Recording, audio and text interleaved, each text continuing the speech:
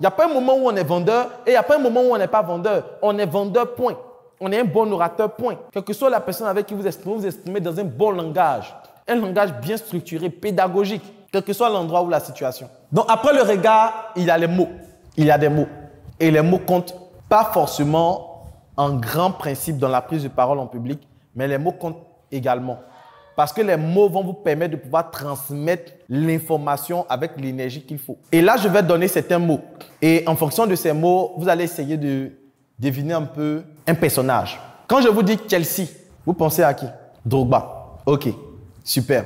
Quand je dis élection, vous pensez à qui? Quels sont les personnages qui viennent dans votre tête? Président, des noms. Il y a besoin des noms. D'accord. Quand je dis Coupe d'Afrique, Sénégal, Cameroun, Côte d'Ivoire, Égypte, ça va?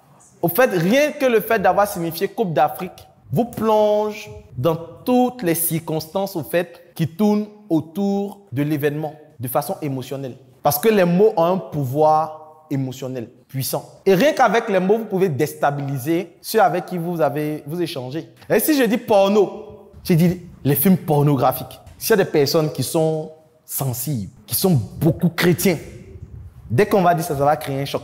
Vous dites, mais attends, vous parlez de porno comme moi-même. On était sur une formation. On est concentré, lui vient dire porno, c'est quoi ça? Que le mot n'a pas sa place. Parce que les mots vont jouer un très grand rôle dans ce que vous allez dire. Et il y a des verbes forts, il y a des verbes faibles. Il y a des verbes forts, il y a des verbes faibles. Il y a certains mots que vous allez utiliser qui seront lourds. Et c'est pour ça que vous allez entendre parler des figures de style. Et on va vous parler des métaphores. Vous devez nous dire que par exemple, ton papa est mort ou ta maman est morte ou bien tel parent est mort. On va venir dire simplement que il vient de perdre la vie. Quand on dit qu'il vient de perdre la vie, ça ne veut pas dire qu'il est encore en vie. Au fait, il est mort. Mais c'est moins choquant que de dire à la personne que ton parent est mort. Lorsqu'on dit vient de perdre la vie, il y a d'autres expressions telles qu'il a cassé sa pipe. Mais ça aussi, ça devient compliqué. Ça veut dire quoi? Donc même les expressions, même pour alléger, ce n'est pas toutes les expressions que les gens vont comprendre. Donc vous devez comprendre que c'est pour ça qu'on va utiliser des figures de style. Et les mots véhiculent certaines émotions ou une certaine culture. Il y a certains mots qui véhiculent certaines informations qu'on ne peut pas se permettre de transmettre dans une autre langue. C'est pour ça que je vois qu'il y a des parents. Moi, je suis baoulé. Il y a des parents qui insultent, qui veulent t'insulter. Au fait, ils ne peuvent pas t'insulter en français. Ils vont dire, mais porter sa peau. Pour ceux qui sont baoulés, qui regardent la vidéo, ils vont comprendre.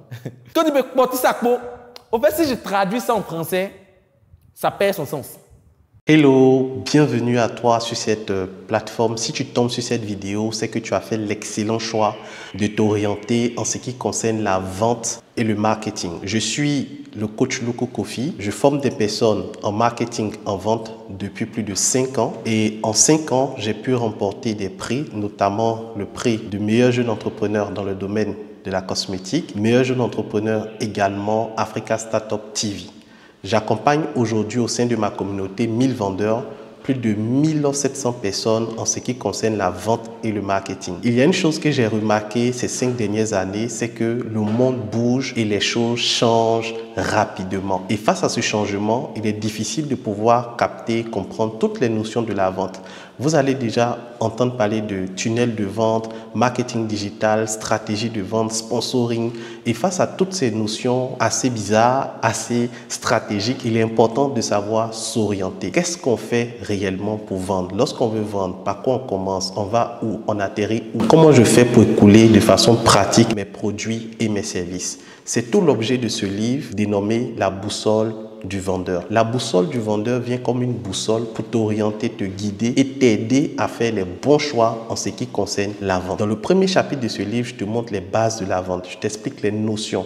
C'est quoi un client? C'est quoi un prospect? C'est quoi un tunnel de vente? C'est quoi une base de données? Je t'explique ces notions dans le premier chapitre. Dans le second chapitre, je t'apprends également certaines vérités qu'on ne te dit pas sur la vente.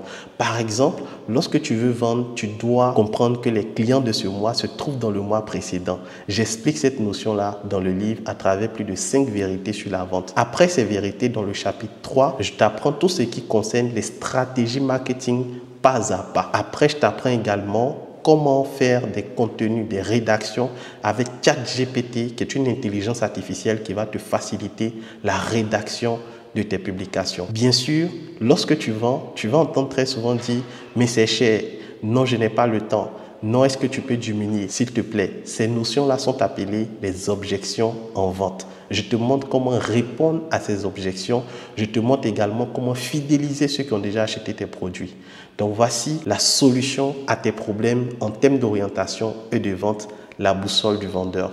Dans ce livre, j'ai mis également des formations vidéo que tu pourras suivre et j'ai mis en place tout un groupe WhatsApp où tu pourras nous rejoindre et me poser les questions après l'achat de ton livre. Donc, ce n'est pas seulement l'achat. Quand tu achètes le livre, je t'accompagne également à implémenter toutes les stratégies de ce livre dans ton business. Qu'attends-tu? Clique sur le bouton acheter et passe à l'action maintenant.